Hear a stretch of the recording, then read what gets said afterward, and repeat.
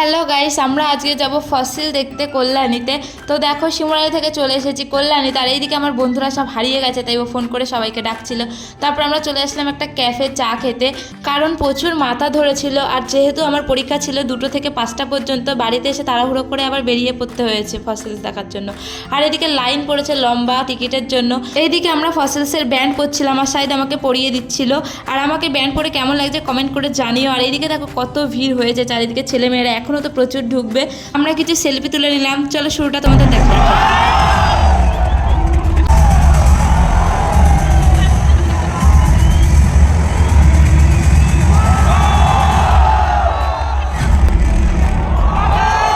এখানেই সব আমরা দাঁড়িয়েছিলাম বন্ধু বান্ধবীরা।